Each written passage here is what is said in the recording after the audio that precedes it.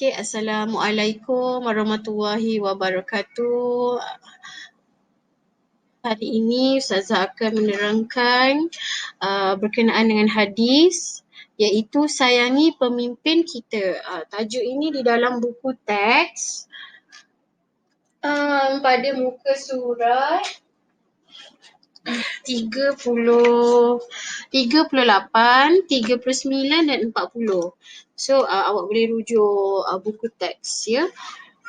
Okey, seterusnya kita lihat objektif pembelajaran untuk tajuk ini. Ustazah nak, yang pertama anda boleh membaca matan hadis dengan betul dan jelas.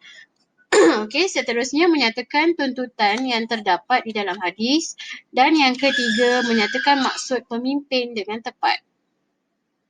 Okey, seterusnya mari kita baca matan hadis ini dan maksudnya. Jom. Okey, boleh rujuk muka surat 39. Okey, sebelum Ustazah nak baca matan hadis ini dan maksudnya, hadis ini selain daripada Al-Quran, kita sebagai umat Islam akan rujuk hadis lah.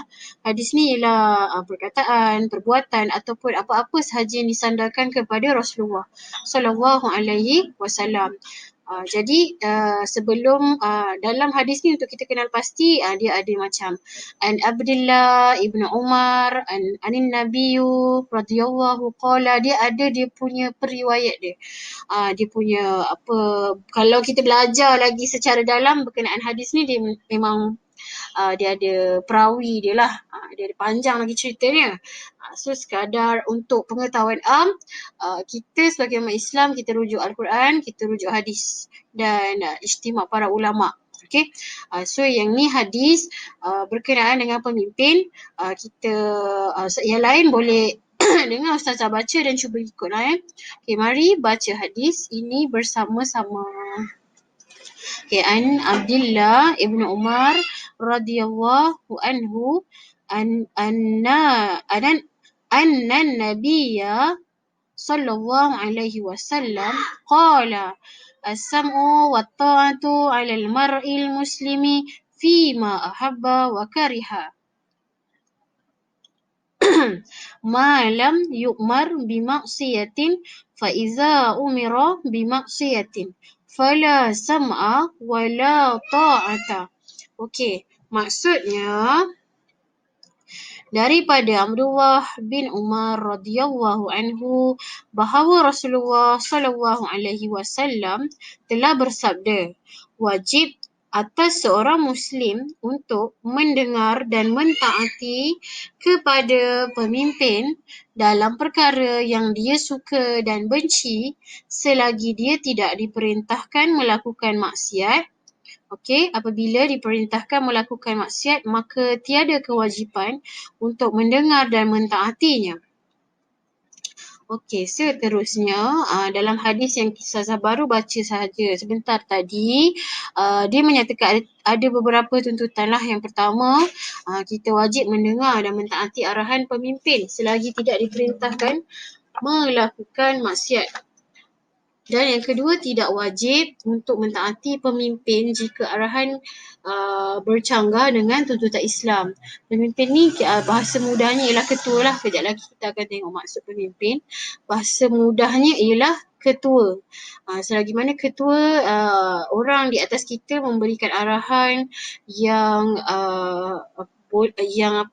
masih berada di dalam tuntutan Islam, yang tidak menyalahi akidah kita, kita kena ikut. Contohnya sekarang kita di dalam negara kita sedang bertarung dengan musuh yang kita tidak nampak, COVID, betul.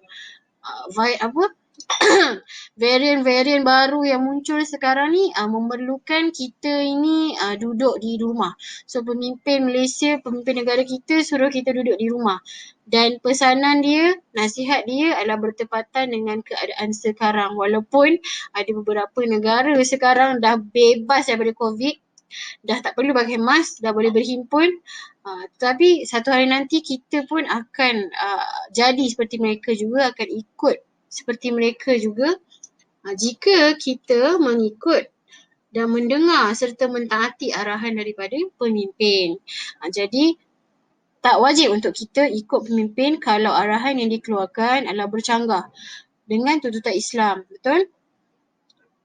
Okey, seterusnya, bagaimanakah cara untuk menjadi pemimpin yang disegani? Okey, setiap dari kita ni adalah pemimpin. Awak sendiri adalah pemimpin. Sedar tak awak adalah pemimpin kepada diri awak sendiri? Macam mana? Macam mana? Contohnya, setiap hari awak bangun daripada tidur, awak kena buat pilihan. Hari ni aku nak buat apa? Hari ni aku nak buat kebaikan apa? Hari ni aku nak solat cukup ke tidak? Itu adalah cara awak memimpin diri awak untuk melakukan kebaikan, untuk melakukan suruhan Allah dan meninggalkan apa yang dilarang oleh Allah. Betul? Okey, seterusnya. Okey, boleh tengok maksud pemimpin muka surat 40. Pemimpin ialah seseorang yang dipertanggungjawabkan untuk mengetahui serta memimpin sesebuah kumpulan, persatuan, organisasi atau negara. Maksudnya kat sini bahasa mudah dia macam Ustazah cakap tadilah.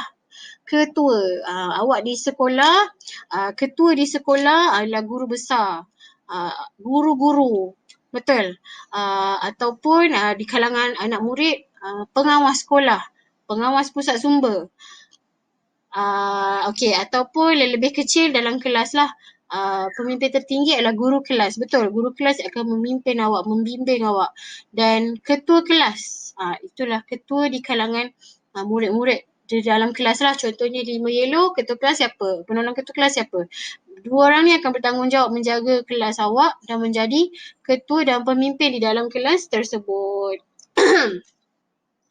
Okey, seterusnya inilah pemimpin di sekolah, guru besar dan guru-guru. Ini adalah pemimpin lah, ketua kan. Okey, seterusnya pemimpin di sekolah, pengawas pusat sumber, pembimbing rakan sebaya, ketua apa lagi yang ada? Sahabat musola, sahabat bilik Jacob. Itu semua cikgu-cikgu pilih di atas sebab atas kepimpinan anda lah. Okey, seterusnya pemimpin di dalam kelas, ketua kelas, penolong ketua kelas. Mereka ni akan membantu guru kelas untuk menjaga kelas awak, memberikan maklumat apa-apa berkaitan dengan kelas. So besar tanggungjawab sebagai seorang ketua, betul? Pemimpin di rumah, ayah atau ibu. Seterusnya pemimpin dalam kalangan adik-beradik, kakak atau abang.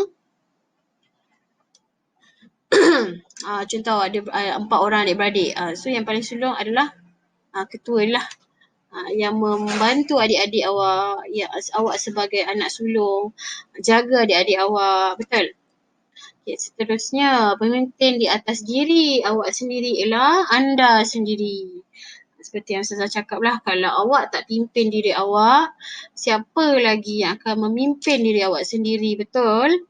Yang akan membawa diri awak melakukan kebaikan, beribadah kepada dia. Seperti di dalam hadis yang ini juga, ketahuilah setiap dari kamu adalah pemimpin dan setiap kamu akan diminta pertanggungjawaban atas kepimpinan kamu. Rasulullah Sallallahu Alaihi Wasallam. So bila kita sebagai ketua, tak kisahlah ketua organisasi ke, awak sebagai ketua Puteri Islam ke, awak sebagai ketua kelab sains ke, awak datang sebagai ketua tu dan dengan amanah dan tanggungjawab. Bila kita didapat ketua jawatan, awak kenalah jalankan amanah tu dengan baiklah. Jangan salah gunakan kuasa, salah gunakan amanah. Mentang-mentang awak pengawas, tapi kalau kawan best friend dia datang lambat, dia tak ambil pun nama, tak bagi tahu cikgu. Sepatutnya siapa pun dia, awak kena amanah, awak kena orang kata tidak berat sebelah. So sama je dekat semua orang walaupun dia best friend kita buat salah. Okay, sekian, terima kasih. Okay, selepas ni Saza ada tinggalkan kerja dalam GCR. Sila rujuk GCR untuk tugasan seterusnya dan ada satu kuis berkenaan dengan tajuk hadis ini. Jadi apabila selesai kuis tersebut, sila tulis skor di ruangan komen dan Ustazah nanti akan cek nota yang Ustazah tinggalkan di dalam GCR. Okey, sekian saja untuk hari ini. Terima kasih semua.